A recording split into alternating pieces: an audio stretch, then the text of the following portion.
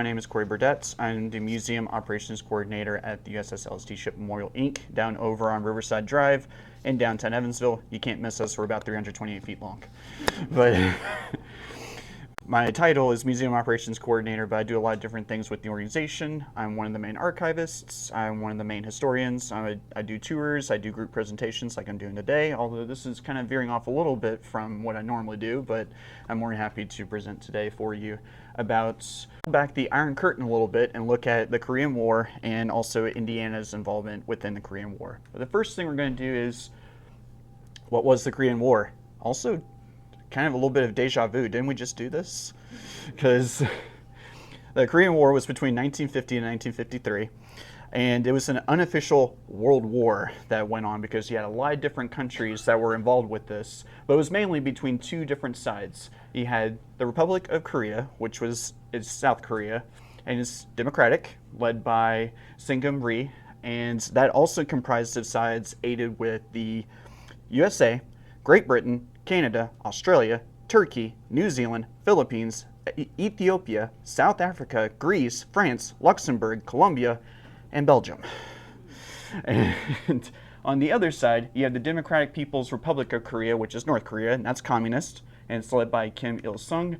And that side's comprised mainly of China, the USSR, or the Union Soviet Socialist Republics. But on the communist side, again, you have China, you have the USSR, the Union of Soviet Socialist Republics.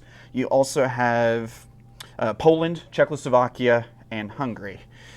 And the official war started with North Korea invading South Korea in 1950 on June 25th, and they had over 7 divisions, which is equal to over 91,000 troops invading into South Korea, and they captured the capital city of Seoul within a few days of the invasion.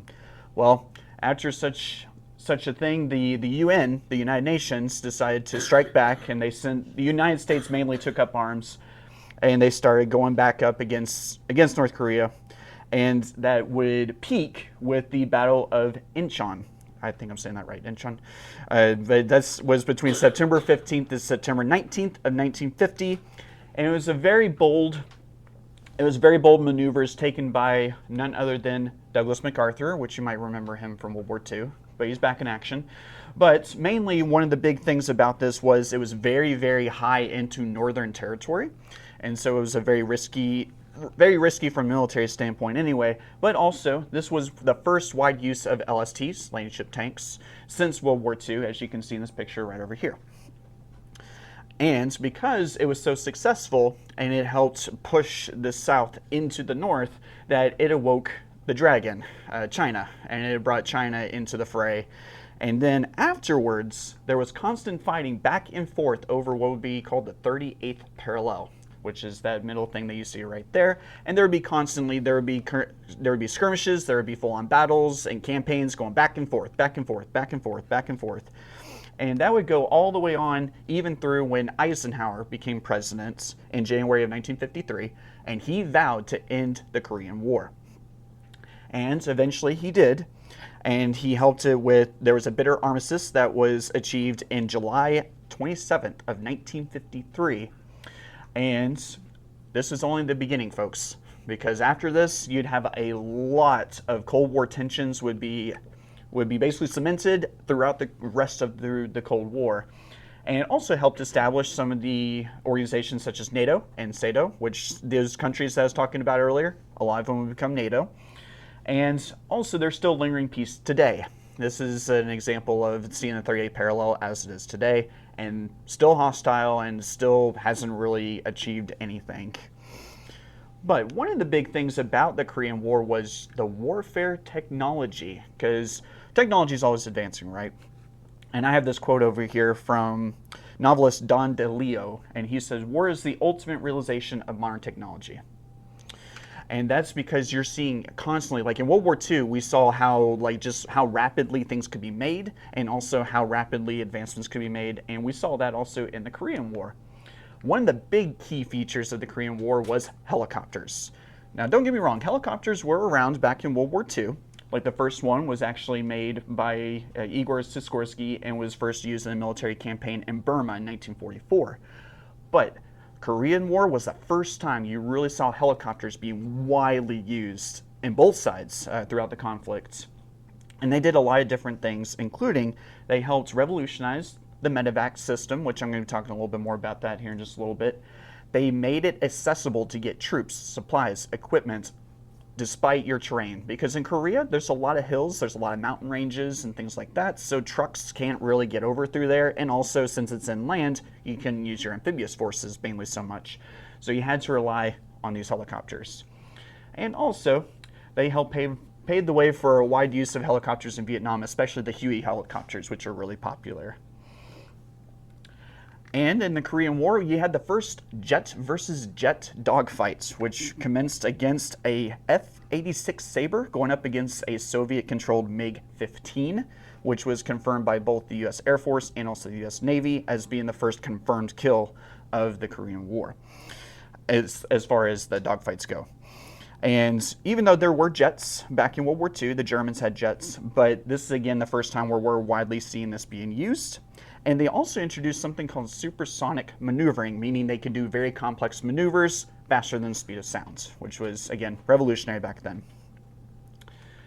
And also, this was the first wide use of napalm bombings. So napalm was first developed in, I believe, Harvard University back in 1942, and it's a gas, and whenever the bomb explodes, it has a tendency to not just it gets into the skin immediately, and it starts developing the skin and starts ripping it all up, and also it can cause I'm not a medical guy. Asphyxiation, I think is how you say it, but it's like where oxygen leaves the lungs and goes other places to the body, but in turn, you're being basically a shortness of breath and you're basically suffocating. And so this was the first wide use of using this because it could be used anywhere. Ground troops could use it, vehicles could use it, planes and helicopters could use it, and they did. And it was also both a tactical piece of equipment, but it's also psychological, because you have it not just mutilated whoever it was that was in the general vicinity, but seeing something like that can demoralize your troops instantly. And also, it can kill you, but survivors would be scarred for life, both physically and mentally. And it was also known as a force multiplier, meaning that you could have a small force, like a very small, like say a task force, like that's over in one area, going up against a large group of soldiers. Well, if you have the napalm gas, that large group of soldiers will be gone in no time at all. And also, because it was used controversially, even against civilians, it broke international law. And so that also helped lead to the controversy as well. And the development of napalm would in turn, especially in Vietnam, would lead to other discoveries, including Agent Orange, which I see all you guys nodding. You're like, yep, we know about Agent Orange, so I'm not going to go into detail about that. But it's kind of cool seeing this, but at the same time, it's also very devastating to see something like that being used. But you also had radar and early warning systems were widely used in Korea. Now, don't get me wrong, radar was added in World War II, but back then it was very, very limited to what you could use. And even though technology was evolving very rapidly throughout World War II, by the end of the war, that's when radar was really finally established. And while it was the end of the war, we're not using it anymore. But whenever the Korean War started, it was rapidly being used to where you could use it for air defenses. You could use it for anti-aircraft artillery, so that way you can see different maneuvers and things like that going on. You can use it for battlefield surveillance. And you can also use it in all-weather operations. So this is where you can have planes doing strikes and also bombings in the middle of a thunderstorm. You could have it going on at day, at night, in the morning, anytime. And one of these that would be more established throughout the entirety of the Cold War is DEW, which stands for Distance Early Warning. It was a series of radar detection systems set up in the Arctic Circle in case of possible nuclear attacks during the Cold War. And the LST-325 was actually a part of this. God bless you. It was actually a part of this, and it made supply runs up in Greenland for that. But there'd be a large series of early warning systems that would be developed because of radar. Now, also, when everyone thinks about the Korean War, they think of MASH. Now, I'm not talking about the TV show, which, don't get me wrong, it's a great TV show. but MASH was an actual real thing and stood for Mobile Army Surgical Hospital, just like it does in the show. And it was first originally conceived in World War II, but we wouldn't see MASH actually being implemented until it was established and field used in 1950, right when the Korean War is happening. And this changed medical practices forever. Because up until that point, you could have battlefield medicine taking place far away from the battlefield, which was good because then you're not risking losing your doctors and your nurses and also corpsmen and things like that. But you need to bring this right to the battlefield, which is actually something that they came up with, known as the golden hour principle, where you can, like within an hour, if you can get them medical care, then they are more likely to survive whatever wounds or anything that they have going on. And the MASH units, mainly using like helicopters and things like that you see over there, were able to drop right into the middle of the chaos. And what I was just talking about earlier with the medevac, you were able to use helicopters to bring wounded soldiers out if you needed to, if they needed more extensive care, or you could even take care of them right there. There was new methods of treatments that were found out, including advanced surgeries. And there's a whole list of surgeries if you really want to find out all about them, but I don't have time to go through it today. But but there was a lot of different medical practices that up until that point they just weren't using because either they didn't have the equipment available, they didn't have the time available, or they just didn't have the resources, and they were able to do that throughout the course of the Korean War. And that golden hour thing that I was telling you about earlier, over 97% of the soldiers that would visit a MASH unit would survive, which really, really helped propel and help a lot more survivors in the Korean War. And it also helped pave the way for what are called CSHs, Combat Source Hospitals, and that's what we actually use today out in the field. And I know I said I'm not talking about the show, but the TV show was really, really a big component of this because up until this point, not a lot of people knew about MASH. But then whenever the show was really, really popular, and also the TV movie, it helped bring this into the public conscience, and they were able to find out more about it. And in turn, the TV movie was actually one of the most widely watched televised events in TV history. Over 103 million people watched it. And but anyway, and also if you come out to the LST, if you come out onto the tour, I don't have a picture with me today, but we do have a Jeep that was used in the TV movie. So if you ever come out to see it, it was screen used. We actually have like shots of where it was used, and we have papers saying like it was used by the production. And she's very photogenic, so if you ever want to take pictures with her, she loves getting the pictures taken. It's a she. But yeah, but also Indiana around here, we also were involved in the Korean War, and mainly you just saw a lot of echoes of World War II. Now, not to the extent of World War II, because back in World War II, especially Evansville and surrounding area, it was a powerhouse for production. Because we made LSTs, we made P-47s, we had a swath of factories that were making anywhere from bullets to mobile refrigerators to be put in armored units, uniforms, you name it, we made it.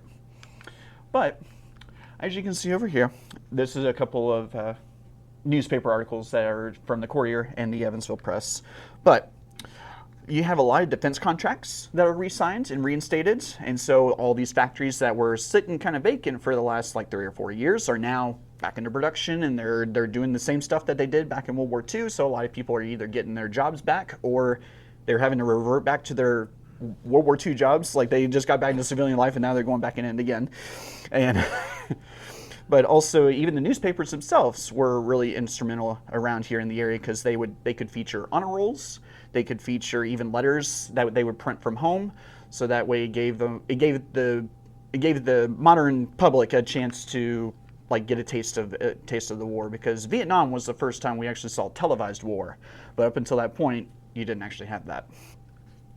And the GI Bill, which was a really, really big component, helped make a little, we'll say, an economic not really an economic boom, kind of an economic boom, but also a housing boom, a very small boom, as predominantly in Vanderburgh County and Warwick County, respectively.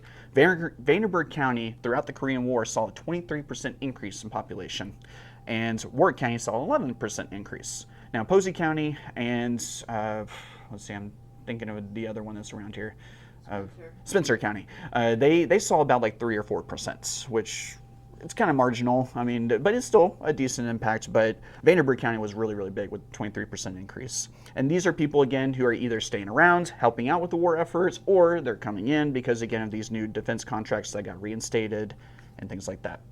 But today, there is a lasting impact of the Korean War in Indiana, because down over on Riverside Drive, we have the 4 Freedoms Monuments, and also this is a Korean War monument in by itself. But also, South Posey County runs right through the 38th parallel. And this was a picture that was taken whenever they made this sign in 2021. And it's actually, you can see it as you're driving out on, I believe that is State Road 69, going out and down that way. But so anyway, that just shows that over there. But a good way, I think, to kind of wrap up all of this is another quote. And this is from a guy named Beecher Russell. And he said, "War doesn't determine who is right, only who is left." And and I really think that kind of helps bring it home, because at the end of the day, the Korean War just really, did it really solve anything? Not really. Like, there wasn't any gain, or there wasn't any land gained or anything like that. There was a significant amount of loss of life, but at the same time, it was a way that, as you saw in this presentation, a way for the advancement of technology that would help eventually spill out into other conflicts, including the Vietnam War and even into modern day. And you just needed something like this to help establish all that, and it was kind of a testing ground for all this new equipment that came right out of World War II, and it showed what worked, what didn't, and it would help propel it more into more of the modern day. But that basically wraps up my presentation about the Korean War. But do you guys have any questions about anything? And also, just wanted to say thank you to Jim and also Ivy and the Newburgh Museum for having me come out and presenting. Thank you, Corry.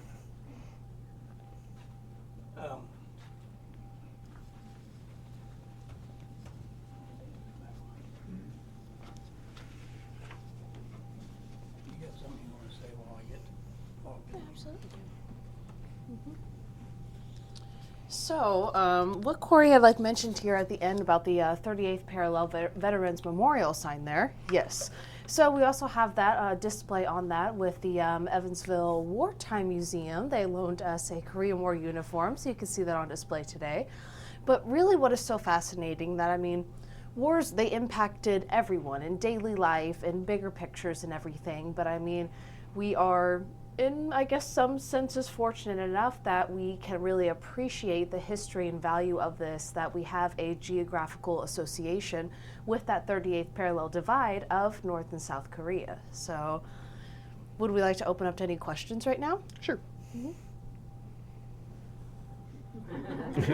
Yes, sir. You say that the Korean War didn't accomplish anything. It did.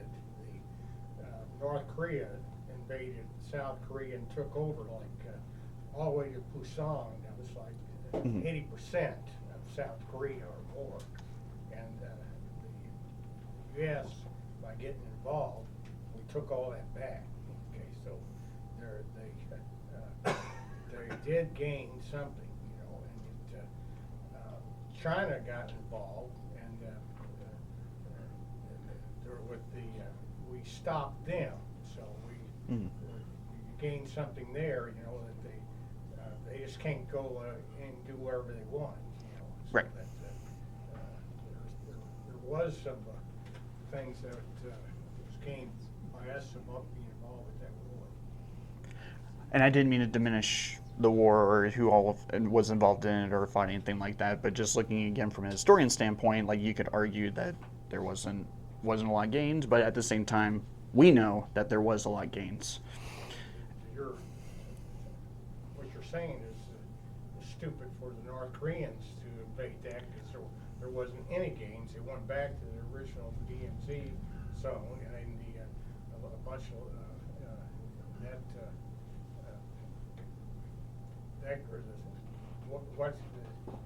what they did was something that should not be allowed, and for us to step in and push them back to the DMZ was needed. Yes, sir. Yes, ma'am. Address more about President Eisenhower's role and what he accomplished in bringing the Cold War. So, let's see. So Eisenhower.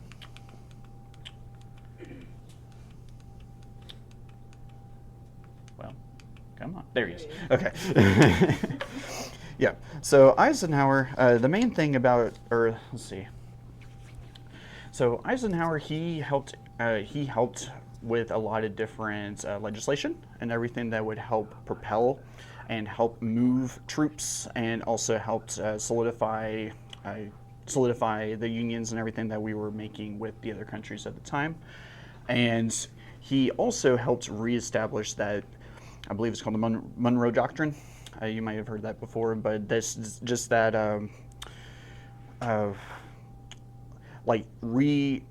kind of putting almost kind of like what you just said about the communism kind of getting too big for their britches, and so democracy is able to push back up and help keep them contained into their respective areas, as opposed to trying to enforce it into other countries, and in turn with a huge loss of life, and also again impacting not just military but civilians and everything that were living in that group area as well. And I don't know if that kind of answered your question, or okay. Any other questions? Or, oh yes, ma'am. Yeah, so when the Marshall Plan was enacted, which, do you know what year that was? I can't remember off the top of my head. Not top of my I head, know no. it was like late 1940s. So with that, and what was that? Was it 48? I think it's 47 or 48, somewhere around there. So with that Marshall Plan and like the Cold War going on as well, where do you think the majority of the U.S. kind of stood with a lot of this going on both in Korea and then also northern and the Russian area as well? Yeah, so back then you also had, which I know a lot of you guys, especially a lot of you older guys probably remember this, but you had the Red Scare, which was, I'm sorry? What? You use M&M like a candy, more mature. Don't say old. More experienced. More experienced, there you go. Yes, sir.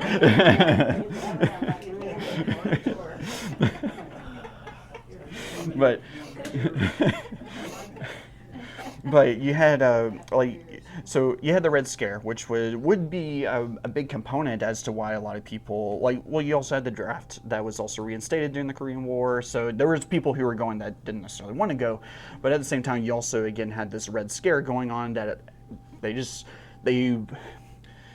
which, don't get me wrong, this communism in itself is inherently not a good government system, but at the same time it was so ingrained into the public conscience that that communism, and by in turn Russia and also some of these other countries, they were bad, they were evil, and they got nukes and they're going to destroy us. That's mainly that was ingrained into literally kids. Kids were trained with bomb drills and things like that, where they got into the desks and everything. Which I'm looking back, I'm I don't know if that's going to save you in atomic bombing, or even gas masks were also brought around. And also you had in Hollywood, you had the whole the McCarthy trials were really, really prominent during the Cold War, which in turn would inspire one of my favorite plays by Arthur Miller, The Crucible. And so I guess to answer your question, everyone was already scared anyway. Mm-hmm. So if the government is basically saying, yeah, let's go kick some commie butt. Yeah, okay. And so they just kind of rallied in behind it, and they did what they were told to do. Thank you. Mm-hmm. Yes, ma'am. Do you know the number of how many were killed in war? Oh, I don't have the number for the, Any idea? but I can say in Indiana, there was over 900 soldiers that lost their life in Korea. But not nationwide, I don't have a number for you. I thought I saw somewhere where it was like 30,000. several 100,000 total, which was a waste, because it didn't, Yeah. Well, it said it didn't accomplish a whole lot. well, okay.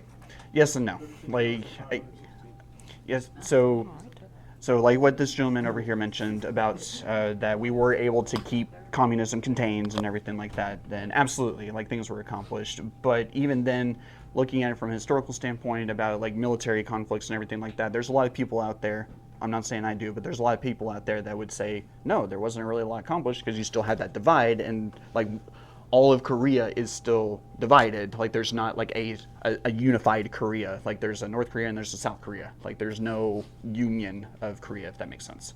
I think when you speak of a war, especially a world war, or anything that happens outside the United States,